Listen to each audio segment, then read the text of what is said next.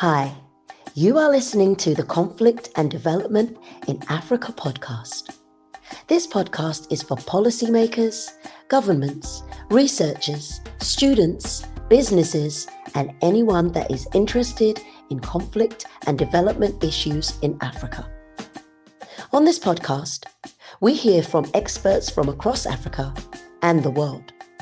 Your host, Dr. Michael Nwankpa, will ask the questions you would want answers to. Michael Nwankpa has an extensive experience spanning over a decade studying, researching, writing, and consulting on conflict and development issues in Africa.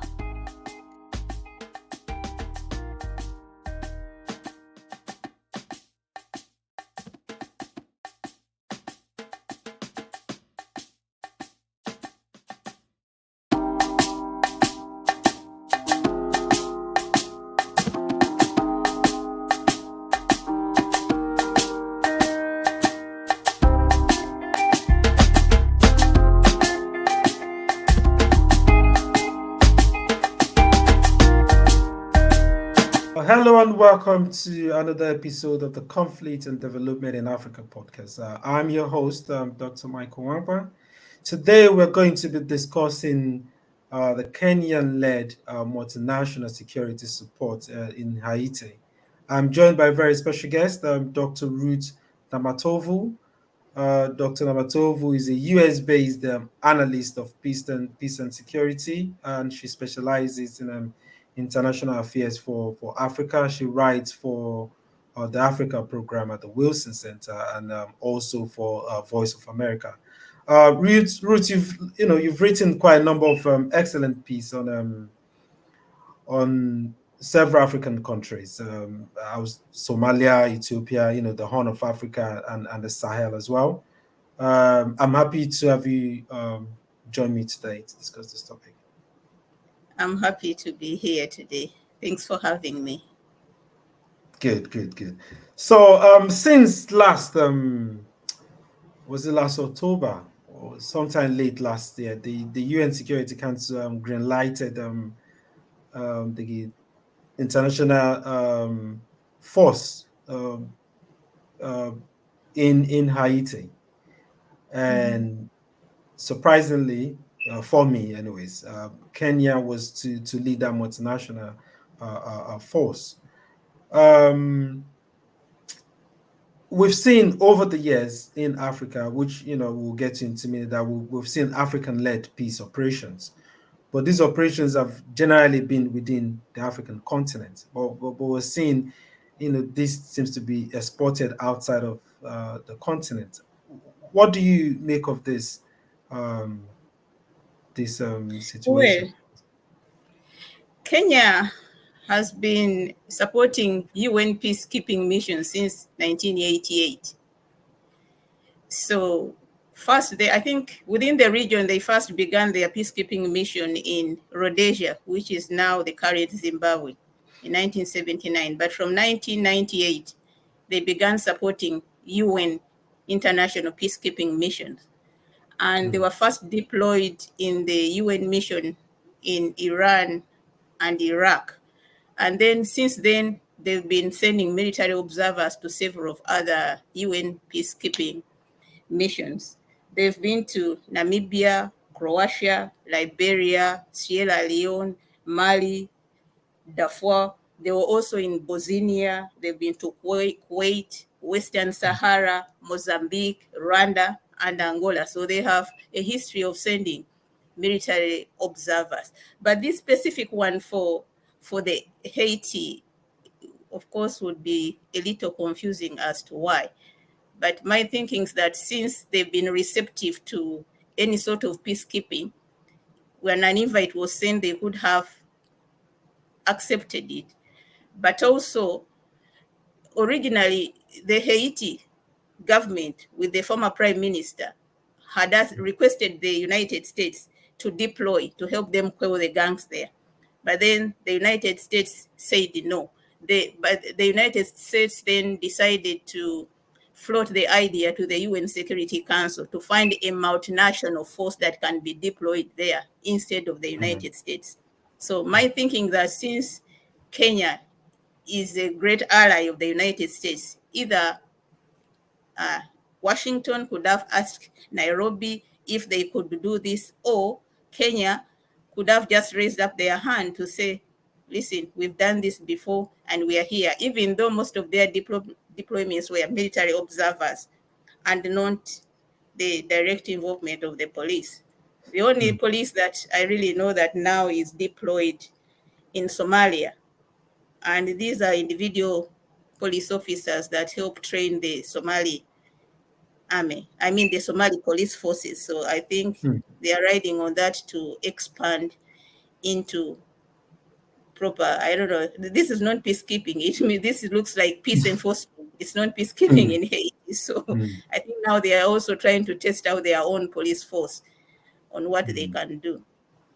Very, very interesting that it makes a distinction. We'll pack that in a minute. But you did say something about Kenya, I know Rwanda as well, I know Nigeria, the Gambia, they definitely send troops for UN peacekeeping missions. But this particular one is not a UN mission, is it? This is not a UN mission, but it's a UN-backed mission. The United States has had a policy of when they want to do something, they do it in terms of actually intervening in other missions without necessarily the approval of the UN Security Council. And even if the UN Security Council said no, if the United States says we want to deploy in Afghanistan and the UN Security Council, no, they would, as the United States.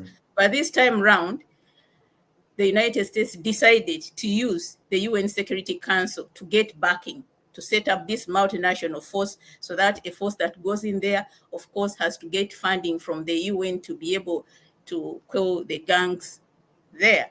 So, which is quite also unique to the United States. And it must have been the United States that could have set up Kenya for this very role to take the lead, because they would be looking for which police force is organized, which one has a good command structure that can actually manage the multinational mission. Kenya is only sending 1,000, but the 1,500 are going to be coming from other Caribbean countries like Jamaica, Bermuda, Belize, Barbados. Barbados, and Barbados, yeah. But then there's also I Bangladesh. think there's that two African countries as well. I think Benin and Chad as well. I don't know if I. No, there is Bangladesh and Chad. I think Chad is the other. Usually in such missions, what I notice in such missions that the lead mission must be completely distant from the region. I think that's why then Kenya comes in. So that they won't be biased or paying allegiance to any of the countries within the region, because when you look at Kenya, it really has nothing to do with Haiti, nor has it strong relations with these other Jamaica and other things that they would influence their decisions when deployed. So usually missions do that. I agree with you, because Kenya never even had a military agreement. I think that's one of the things where the court in Kenya were opposing, because there was no military agreement between Haiti and Kenya in the first place, which they've only just signed following that criticism. So I think yes. Now, what happened, because in the Kenyan constitution, it's the military that is supposed to deploy in such missions, not actually the police to go into active kind of fighting. So one of the lawmakers decided to bring that up and then took the case to court, which actually immediately, once this went into court and it was raised, that's how now you saw the former Prime Minister Henry coming to Kenya to sign that agreement to deploy.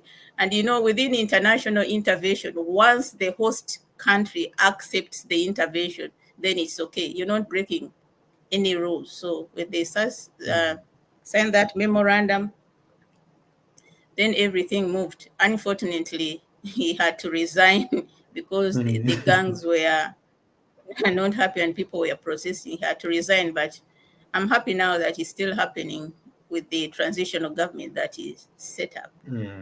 There's something you clearly identified there. And it seems that this multinational security force is largely backed. It's suffered logistically in terms of like raising funds. It's largely backed by, I think, by the US. So that distinction between the US and UN. So looking at it again, and there's also some kind of a parallel as well. So we've seen US-led interventions in Afghanistan. We've seen US-led Afghanistan intervention in Iraq, and we see how those ended. We've also seen UN missions in Mali, in DRC, and now all those have also had its own complications. So there seems to be a parallel with this. Is this a transfer of risks? Is this like risk aversion? Let's just transfer this, the US or the UN or whatever, the Western world trying to, shift that risk taking to other players.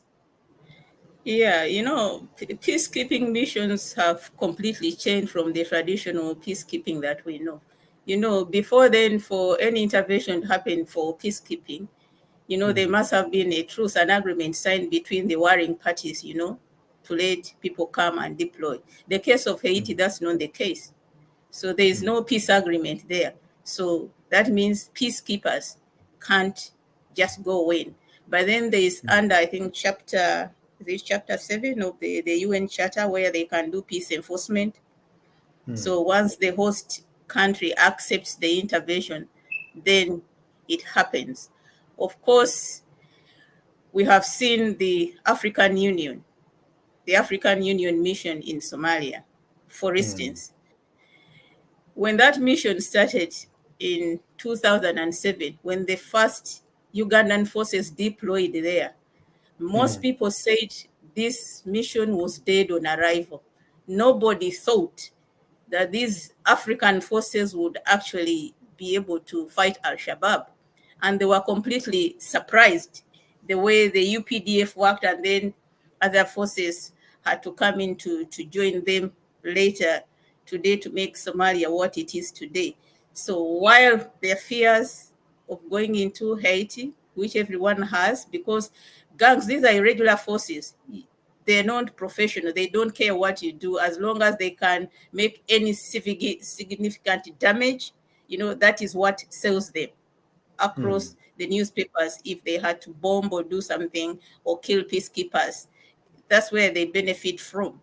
So it worries everybody that these Kenyan forces might go in there and then they could be just killed the way you remember the Black Hawk Down in Somalia. So that's a big worry to everybody. But there are also chances that they could actually go in and do some work like what happened in Somalia. They could bring some sanity to some of these cities and at least push back the gangs that have now taken up the cities and town, and then let people do their work. And once probably they do that, then the international community can also come in and settle in there to help the local population there.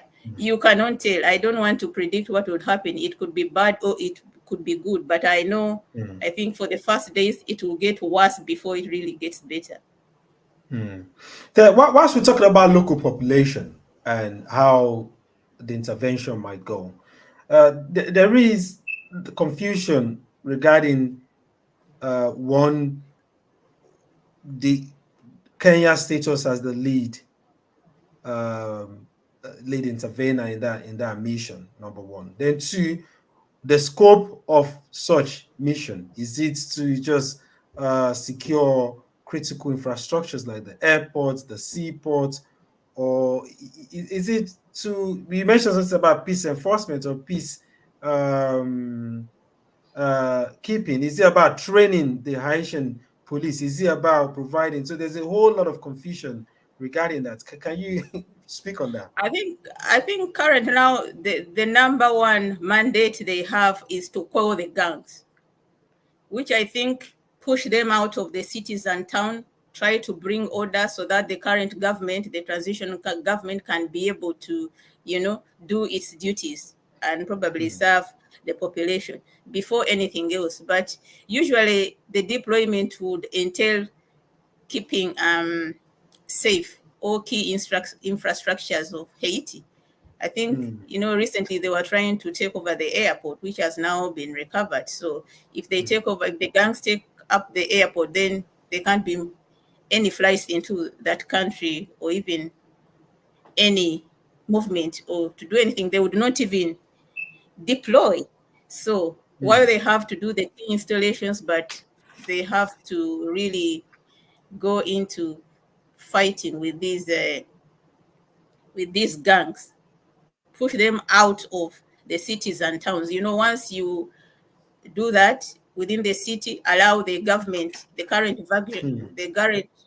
government to function, and push them, to the outskirts, then the forces would now be expanding outside of the Haiti towns to continue pushing them really back. But gangs are not very easy things to fight, I might say. Like I say, they are irregular forces. They can do anything. They could be backed up by any terrorist group that could also retaliate against Kenya just to destabilize it, whether inside Haiti or even back home in Kenya or anywhere else. So it's a very tricky deployment, but I think Dr. Ruto is willing to take up the risk. He just said Yeah. So one thing, it's a big yeah. calling to humanity. So that's all he's saying, and that's why he's deploying. But I must say about the paramilitary group of Kenya, the paramilitary forces of Kenya are known for quelling riots. You know about the Kenya riots? They don't Yeah. appear on the streets every day, but once they appear on the streets, people know that this should come to an end. Of course, it will be bloody, but they always do the job that they are called out to do. And that's another thing as well in terms of how. So there are two things that are coming out from here now. I'll come back to the first one. It's like what is the issue in Haiti itself? So we'll get there, but I think we need to talk about what you just mentioned about how these forces, even though they might get a job done at the end of the day, also the same thing in Rwanda as well, the Rwandan forces. And you saw same in Uganda, these forces have been used for the US counterterrorism initiatives in the Horn of Africa and East Africa. But again, they've also been accused of human rights abuse. So, like you rightly said, it might be bloody. It's always usually very bloody, even though they get the work done. So, people have always critics have raised that issue about human rights. How do you see that moving forward? And then again, they've seen where they might be propped up. They might be helping, like the West, the US might be helping to prop up authoritarian governments back home, whilst they are doing this bidding. Whilst Ruto might be helping to secure peace in the world, they might, they might look. The West or the international community might look the other way. Let's say, if there's some militarized situation going in the continent. Do you agree with this assessment? Maybe you may have to kind of restructure what you really want me to Okay, respond. so what I would say, you're talking about the riot police in Kenya and how they can be effective but ruthless or bloody. So what it means to me is they might violate human rights. No. That's not what I mean, that they might violate. Oh. Any fighting would be bloody. There could be death. There could be injuries. There would be people caught within the crossfire. You understand what I mean? So if you're fighting an enemy, you can't expect that everything is going to say, look, guys, move out of here, and then they move. It's not going to be that. Do you think it's going to be that? The gangs are going to fight back. You see what already they are doing. They burn up places, bomb up places, kill their own civilians and stuff like that. So in the event that these deploying forces are supposed to defend themselves, it could be to anything. Exchange of gunfire. I don't think they are going to be walking around with batons in that country, are they? Of course not. So they'll be fighting back and dealing with these guns. That's all I mean. It doesn't mean that they will be intentionally going to kill people and doing things like that. But in such mission, usually when they are trying to clear up places, they usually tell the populations to move. Now, the United States forces are already there putting up the sites for where these troops are going to be. Usually what happens, as even they are building up these camps, the population tends to come to places that they feel are safe. So people will be camping around where the multinational forces will be. So there must be shelters there for the civilians.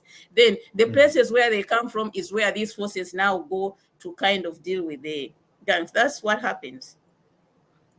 So, But bloody, not if saying that they are going to be slaughtering people. No, bloody. What I meant was like it is going to be exchange of fire. They are not going to be walking around with batons or sticks like UN peacekeepers, because they're peace enforcement. but within that as well, there's a possibility. So I've listened to one of the key leader of one of the gangs, compendium of gangs in Haiti. I've forgotten his name now. I've forgotten his and he was against Kenya deploying to. So there's actually a threat of, however it goes, escalating the situation. Everywhere. It will be the same everywhere. Once there is any intervening force, those they are trying to fight will say no, because they see it as occupation, foreign occupation. They wouldn't want any other force to come in, because now this force is going to be stronger than the Haiti forces. The Haiti forces are described as weak and lack infrastructure and equipment to do things. These the multinational forces are going in as international forces, backed by the UN and supported strongly by the United States. And I'm sure United States is going to equip them with the necessary tools that are required to really help them manage Okay, this conflict. let's start from the benefits. What does Kenya benefit from this? One, international recognition. And I also think that there's improving its diplomatic relations, one within the UN, and then the UN member countries that are supporting this. But I also have a feeling that they also want to try out their own police force, what they can do, because where they deployed, for instance, in Somalia, they have individual police officers. They are not armed or anything. All they do there is to train the police forces there. Their military is the one that has been deploying to fight. So if they are testing out their police force and then their paramilitary groups into such missions, I think they would benefit, especially if they really try to do something there and bring sanity to Haiti. And then say where the international community failed, at least Africa did it. So that would be my simple reasoning. But according to Dr. Ruth, he said the mission is a big call to humanity. That's all he says, which is also very, very important. But the other advantage from this is that, the forces deploying there will gain some access to new technologies. A mission that is supported by the United States, of course, you're going to be introduced to new military hardware technologies, how to gather intelligence. They're already being trained in the United States. I mean, the Kenyan forces have been training with the US military in their base in Kenya. So these are some of the things that they benefit, the skills that will come out of this UN-backed mission. It's quite interesting that is the police, because in the 90s, when we were seeing with ECOMOG forces in the 90s in Liberia, in Sierra Leone, we see some of those armies. So it was the army now, those troops that contributed when they went back, due to the trainings they've got, the exposure they've got, when they went back to the individual countries, they became a threat to those regimes. So you see a lot of regime change, like in Gambia, for instance. You see a lot of challenges that. But now, when they have access to this, so my question before was like, access to some of this sophisticated training. Does it have any, in terms of long term? Does it have any, like for instance, will it threaten regional security? So if, for instance, if Because that region in East Africa region is quite a sensitive one. It's quite a very competitive one, where you see Rwandan forces maybe supporting the M23 rebels, where they see, in DRC and all of that. There's always that. Whatever is it going to present some sort of I don't want to say arm race, but some sort of threat to regional security? I wouldn't think so. I wouldn't think so. First of all, I think within the East African region, it could be only Kenya that actually has the state security forces. Do you see the transfers? It's different. In Uganda, what we have, the forces are owned by the president. You understand what I mean? Because these are revolutionary forces. They are owned by the person who came up with the National Resistance Army. In Kenya, it's different. The states, the forces in Kenya belong to the state. All these presidents that have been there have not been like Museveni, that we went to the bush with 27 and then since then we've multiplied these forces. No. So in Kenya, they are state forces. So even when they come back home, they can't be a threat to Kenya because they are structured and it is a system and they are state forces. They don't belong to an individual. Uhuru came and left them for Ruto, and you see the transfer was smooth. There was no case in there. So when these skills come, they will only be utilized to develop Kenya's police force. And I don't think that they will do any harm even to any region. Kenya is not the type that would like to say, what will it be doing? Trying to invade Uganda or Rwanda or DRC? I don't think so. That's not Kenya. Okay, Such things are playing up between Uganda and Rwanda. Everyone knows Kagame knows Museveni, and once Museveni does something in terms of security, Kagame says Museveni is threat is deploying in Congo because he's threatening my government. He knows he can use people there, but it's not the thing in Kenya. No. Okay, that's quite interesting, because we've seen where they've deployed in I think in Mozambique. So I think there was one, there was Sodok, and there was Rwanda as well. And surprisingly enough, the Mozambique people, Rwanda did a lot better than the Sodok mission. But let me come back to Haiti.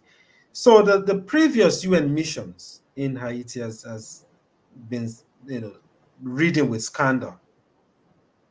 And I can understand why the gangs or the group of gangs might be, resistant to this force. How does Kenya navigate this? Can they avoid, this kind of scandal? Because I see again they're talking about a lot of vetting, because the kind of involved like sexual abuse as well with Haiti as well back in the previously.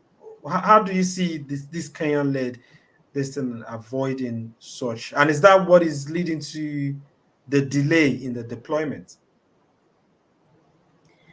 Well, I can't predict what exactly will happen until people deploy and begin doing their stuff the way they have to do it. But within their peacekeeping record, we haven't heard of such cases with the Kenyan, whether military or police, wherever they've been deployed.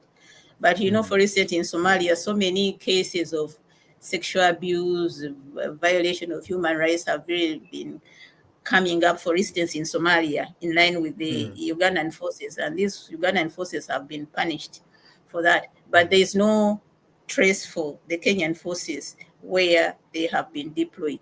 Most of their previous missions they've deployed in the military, they've been military observers, probably not directly involved. But if we talk of, for instance, Somalia, where they are deployed in Kismayo and Doble with, I think, there are around 4,000 forces there. Still within Kismayo or Doble, and I'm saying because I've embedded with these forces when I worked in Somalia myself. Okay. There was no anything like sexual abuse or human rights violations. They work well with the community in which they deploy. And the only thing I know about the Kenyan forces, if working with them in Somalia, both the police and then the military, they are very well organized and very professional. And I think you can easily notice that compared to the other forces within, for instance, the mission in Somalia. That's what I know about them. or for what I've seen for myself, what I've read, I haven't seen such traces. But you never know what would happen in Haiti. People are individuals. It can't be the entire police force. Some Yeah. individuals this time deploying could do very weird things. Who would ever think that the UN would go into a mission to deploy and then their forces, the United Nations forces, are accused of sexual Yeah. violence? Yeah. So it's very strange. Even the theft that happened and corruption that happened within that mission under the watch of the UN. So you never know It's individuals, but they don't have such a press. yeah, it's quite amazing. So how does that overall, we see continental wide now, how does that project Africa? So Africa is always seen as a region where it's aid dependent, it's passive, but now does that bring any sort of benefits, positive benefit in terms of image to Africa as a whole? Looking at, does that also fall within the African say African agenda in terms of 2063 agenda, how they want to be self-sustaining and also have some kind of equal relationship with the rest of the world?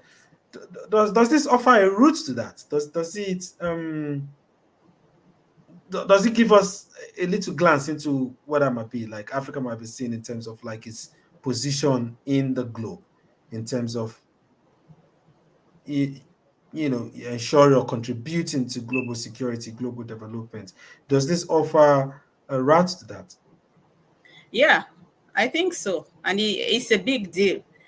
The African Union, for instance, the African Union mission in Somalia did surprise, like I said, did surprise everybody on the work they've done with the Al-Shabaab, fighting Al-Shabaab there. And they've become a game changer in the peacekeeping industry. You remember in 1993, the US forces packed up and left Somalia and abandoned Somalia. So when the African forces deployed there, everybody thought they can never be, if the superiors, the superpowers were failed to bring peace to Somalia, how can these Africans do it? And they have done it. So now if this multinational mission is led by an East African country like Kenya, and if they go in there and do a good job, it sums up a lot for Africa and the African Union. And I think more of such interventions will now be floated to the African countries. By the way, Africa has very good forces. They have very good command structure. They are very good fighters. And I think they can do a good job. But I think we've been buried still under the colonial system where people think Africa is inferior and the West is superior. But now with the kind of conflicts that are going on, a lot of things have changed. I think it's now time to try out other countries, to see what they can offer. We have seen now under the African Union, countries within and outside of the East African region, what they've done in Somalia. So if now Kenya is going to lead the mission in Haiti, now working alongside countries like Jamaica or Bermuda, Chad, and Bangladesh, and then they did a good job.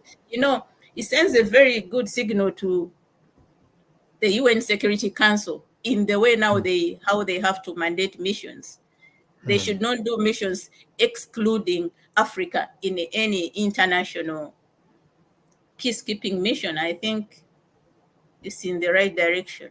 I It's agree. time. I agree with you, and I think again this also reflects the multi polar nature of the world we live in, where we're beginning to see a break in that either a homogenic country that a hegemonic country that American had, and then coming from the Cold War where we have the Soviet Union and the West, and then American hegemony. Then we see different alliances now, middle powers, and we see BRICS and all of this,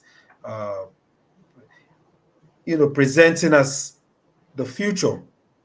And but again, if we look at the AU, we look at what Africa has to offer in terms of conflict management, peace management, and how Africa is being painted as a continent of conflict and disease.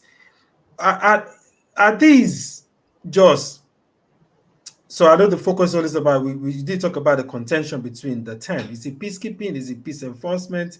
What are we talking about? I've had another guest come on board here that was talking about comparing the missions of the 90s, the UN missions of the 90s that were more diplomatic, political solutions. Whereas right now it's all about, stability, it's all about, military.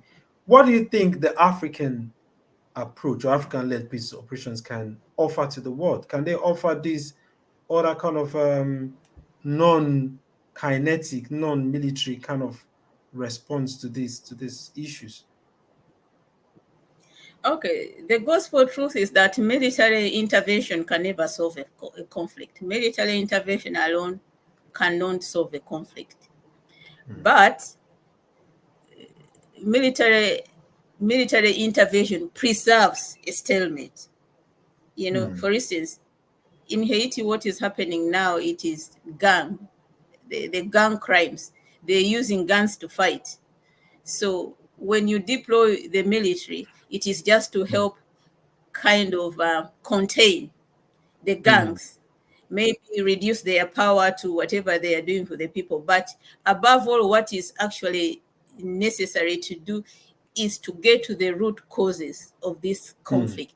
What is causing the conflict?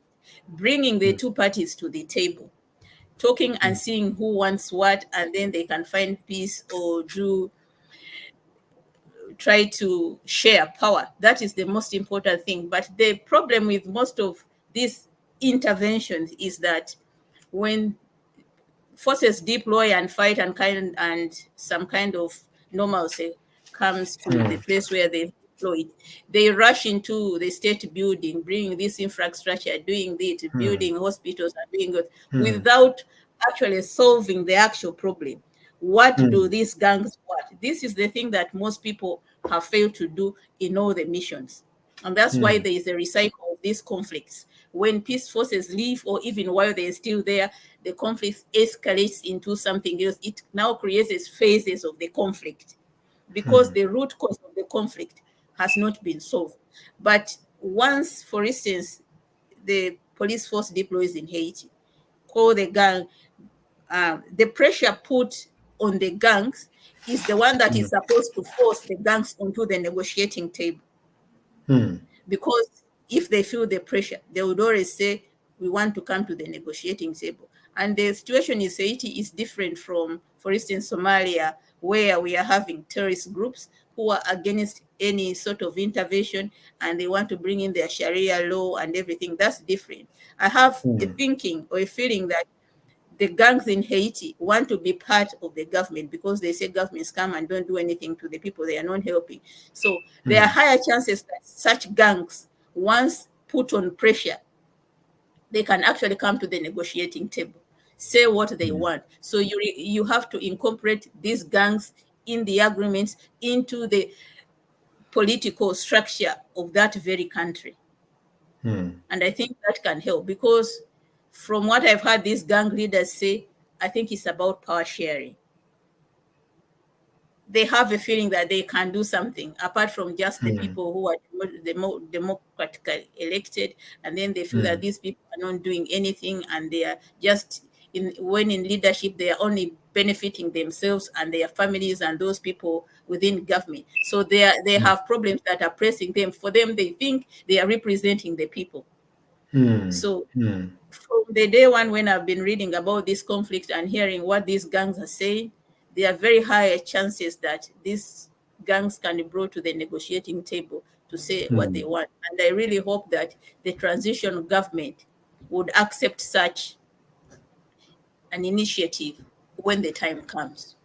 Yeah, I do agree with you that every conflict is different, and there should be a custom approach to each conflict. Like the Somalia, like you rightly pointed out, it's one that has, the extremist dimension to it, the religious dimension to it. But Haiti seems to be different. I've also listened So at least the major armed leader of the armed group that that controls quite a large number of the armed groups there. And when you see this person talk and how they also try to present themselves as the Robin Hood of the people in terms of providing resources and all that, you see that it's something that can be solved in a diplomatic way. So and like Riley said, it's a question of, it all depends on how this mission is being framed. I think it's also important how this mission is being framed. But there's something you rightly mentioned, which is very, very key. And this is what we see in many interventions, even in many US or UN-led interventions. We've seen it in Libya, where at the end of the day, okay, Gaddafi is gone. So what is the long-term plan? What is the post-Gaddafi plan? Or we've seen it also in Iraq. Okay, what is his name? What's the president's name now? It's gone. So what is the post? So at the end of the day, we see that it leaves those places far worse than they were when we had this latest. In Afghanistan, we've seen far worse. So I think that's the fear with Haiti as well, like Riley saying. So what do you think should be, if we were to advise the Kenyan government or this other led government, are they acting as, because a lot of people have seen them as acting indirectly as a proxy or whatever for the US agenda or this kind of agenda, unwittingly acting for that? What would you advise them? Yeah, of course, like I said, initially, the former Prime Minister Henry had requested the United States to deploy in Haiti to help them quell the gangs. But the United States said no. Of late, the United States is trying to avoid into deploying, forces, ground forces. They don't like fighting ground. They don't want to do ground fighting, this face to face. They use their drones and stuff like that. So African forces can do the conversion warfare. They are very good at doing that sort of fighting. So the United States then came up with an idea to say, listen, we cannot deploy, but we can do something. How about if we found multinational forces that can come? Of course, the good thing, there are some forces that will be joining that are from within the Caribbean, I think, which is a very good thing to this mission. So, and the United States, I think, has pledged about 130 million US dollars into this mission. Canada's said something about 128 or something like this. So this mission is going to be well funded, I'm sure, which would have been the biggest problem to the African forces coming into this mission. So if one says that proxy American, I think yes, because America is really pushing. America wants the peace there, but they don't want to be the people fighting for this peace. But my other thing is really thinking that since we have alternatives such as the African Union, where they've seen that actually these forces can do something, I think they're also allowing that anything that is not directly like America's neighbors or people they're interested in, anybody else can come in and help as long as they are willing to help. Like decentralizing peacekeeping. You understand what I mean? So I think that this time they want to decentralize. If we are seeing that the US forces are now kicked out of Niger, government says, please get out. The UN peacekeepers are being thrown out of Mali and DRC Congo. So it means that there is something that is not right with these countries or the UN peacekeepers we know about, and want to try something else. And then they want to say, well, listen, maybe the Caribbeans, maybe the Africans can bring in something better. Maybe these people can talk better than us.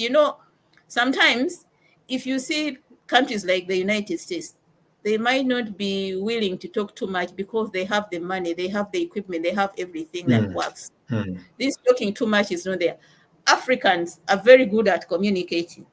They might have the sort of superpower the other countries have, but probably their kind of engagement can bring a difference. Haitians look like the Africans. Probably it is easier, to connect. You're not seeing the white man. You're probably seeing another African. I was thinking about that. Yeah, I was actually thinking about that. Yeah. don't kill your friends. I think we can do something. Can we please mediate and do something like that? And my thinking is that the biggest approach, they don't know what is going to happen. There will be a very big challenge to these forces coming into the Kenyan forces and all the others coming too, because if you don't know the environment and terrain, of course, the first days or weeks will be hard for them. So they have to rely on the local forces, on the Haiti local forces to guide them through the terrain and everything in Haiti. But now, the only problem that usually happen within these things when they are starting, there will be forces that probably will be working for the gangs, leading these troops into traps and stuff like that. Those things usually happen in the first days of the missions deployed. Not everybody, probably some of these police forces are not actually against the government and they are pro the gang. So you never know what is going to happen. So until the forces deploy and see what it's like, what they train, what the environment is like, what they can do and not what they can do, that I think that's when they really focus. They cannot go in one day and say, boom, we are starting from here and here. They have to go in for the first 3 or 4 months, just sketching out the whole area, how it looks, knowing where are these gangs, where are they deployed, what are their tactics, how do they operate, who do they talk to, who do they meet, because they are working with the community. They have to befriend this community to be able actually to gather some intelligence from the gangs. It's not, I don't think they will be flying in today and then deploying here and then saying, look, we are straight into fighting. No. And they could get up to surprise attacks on arrival. Who knows? It happened in Somalia. On arrival at the airport, the plane was bombed. So because you're coming in, you don't know the area, they know. Probably some American forces who have been there have already sketched out the intelligence and know what is safe for them there to deploy. But I don't think for now you can tell what they are going to see or experience in the past 3 months. And while they are there starting to study the conflict is when they will come up to say, what is it that we are supposed to do? When the Kenyan military deployed recently in DRC Congo as the East African Regional Force, what the commander did first there was not to go into fighting, was to find a way of talking to the M23. So he just said, before we get into any sort of fighting or trying to fight you guys, can we talk? So the M23 accepted the dialogue. So they came to talk with this the Kenyan commander, and then on principle they agreed to move. You know what I mean? In the areas that these deploying peacekeepers wanted, they agreed to move. They shifted their camps far away from where they wanted to deploy. That was one thing. But now the issue, what happened later, that this was a trick. They moved out of the place and went into places that the Kenyan forces, never knew about, camped back in areas that are very dangerous, that they would not go there. And then they changed routes on how they had to do their fighting against the Congolese army. But I think that was a good move for a start. They say, listen, don't fight us. What do you want? They say, we want you out of ABC. And they moved out, but all they did was to go and create other camps away from where they were, but created camps and then made completely new, different routes to the places where they wanted to reach. So you can never know. I was going to ask you a last question, but you've really covered it. So I think I would just say to conclude, what would, in addition to what you said, how would you, because like Riley said, you can never know how this is going to pan out. This will depend on a lot of the first few weeks or months, and see how they hit the ground running in terms of how much they're able to integrate with the civilians and all that. But if you were to just predict based on the Haiti environment, what can you see? Like, if you see the future, how do you see it, and what would you advise to conclude with? See in the future in terms of security. Yeah, how do you see the situation in Haiti unfolding with this national security force? If we're just to predict based on the little we've seen so far, the the political environment, the difference. How do you see this unfolding if you're just to like predict in terms of the long term? How will it unfold, and what would you advise? The security situation in Haiti has been deteriorating or getting worse by the day. And the intervention of these forces, is not going to make it any better in the first few days or months or even weeks. Because, like you heard of the gangs already say, we don't want these people here. While these are planning to deploy, they are also planning to counter their intervention. So there is no opportunity that when you're deploying that before you actually deploy, for instance, whoever is leading this multinational team is going to be talking to the gangs via Zoom or anything to say, you guys, can we talk before you even come and do this? It's not going to happen. So you don't know what they expect. All I know that the Americans are laying the ground for them, putting up these camps. So probably it will be a safe landing when they land to Haiti. And then I know it is going to take them time to understand the conflict. You're on the ground, you see how the communities live and who to trust and not create intelligence is the most important thing.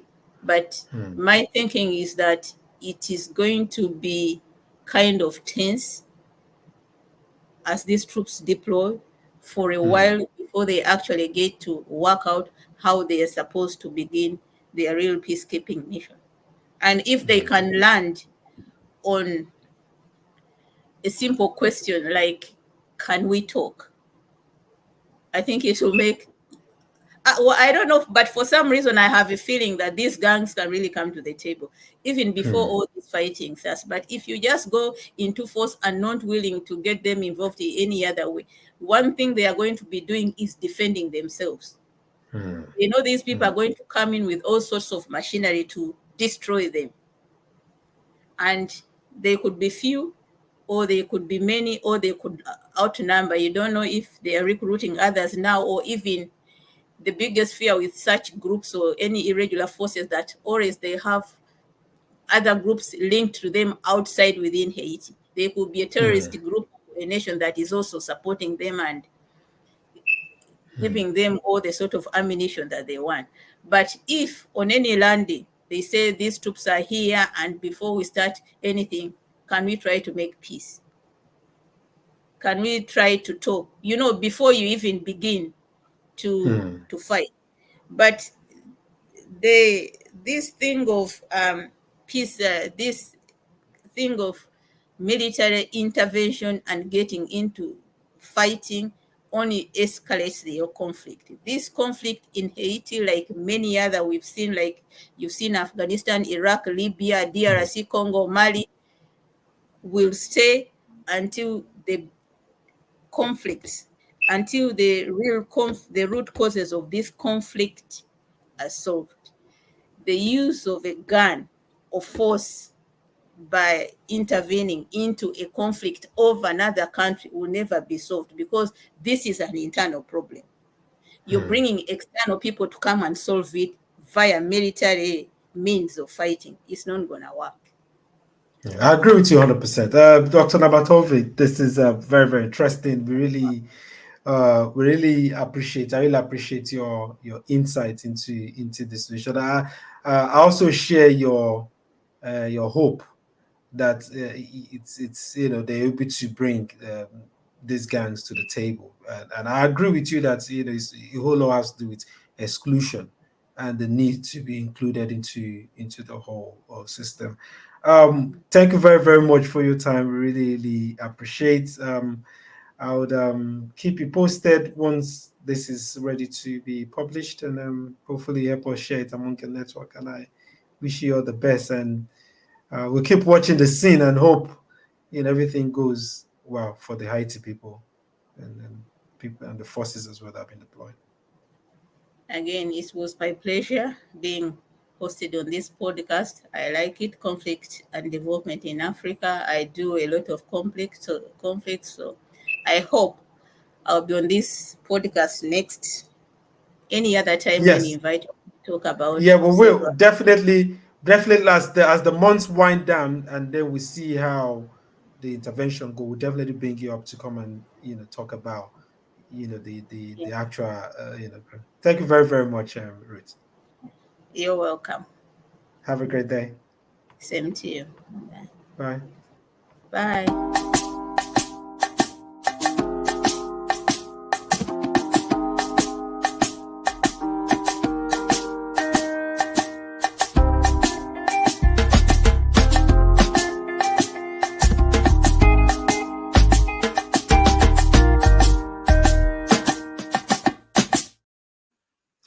Thank you, everyone, for tuning in today. Join me to thank our guest, Dr. Ruth Namatovu, for her very, very deep insights into the Kenyan-led multinational force that has been proposed to intervene in Haiti. I implore you to stay tuned for more episodes next week. For now, stay blessed, and I'll see you next week.